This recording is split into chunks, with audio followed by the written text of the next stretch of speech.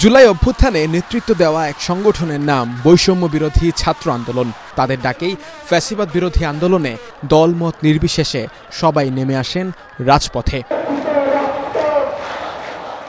তবে নতুন রাজনৈতিক দল জাতীয় নাগরিক পার্টি এনসিপি গঠন হওয়ার পর অনেকটাই অভিভাবক শূন্য হয়ে যায় সংগঠনটি। ঢাকা সহ দেশের নানা প্রান্ত থেকে বৈষম্য বিরোধী ছাত্র আন্দোলনের নামে আসে নানা অনিয়মের অভিযোগ।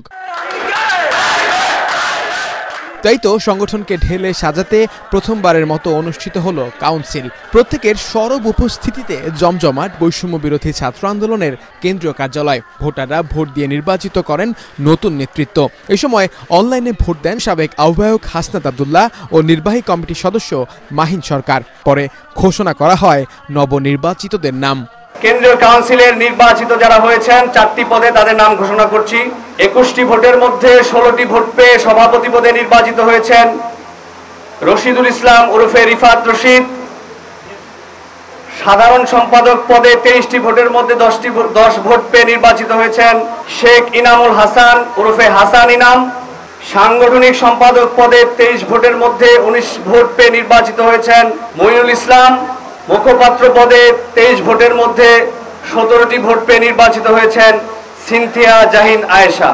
এ সময় নবনির্বাচিত সভাপতি রিফাত রশিদ জানান, সংগঠনের নাম ব্যবহার করে সব ধরনের দুর্নীতি, চাঁদাবাজি প্রতিহত করা হবে। জুলাই গণ অভ্যুত্থানকে জিয়ে রাখার জন্য, জুলাইকে বাঁচিয়ে রাখার জন্য, জুলাইকে জিন্দা রাখার জন্য যত সকল কার্যক্রম এবার আমাদের টপ প্রায়োরিটি হবে। অন্য সকল কার্যক্রমকে আমরা এবার দ্বিতীয় স্থানে রাখবো।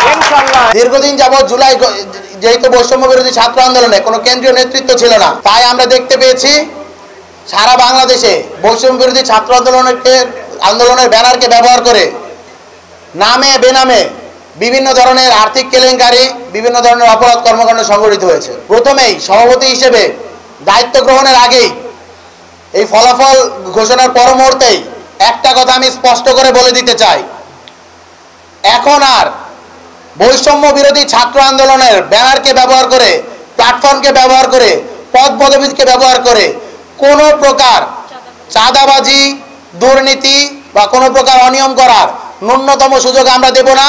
এই ব্যাপারে আমরা জিরো টলারেন্স নীতি গ্রহণ করছি।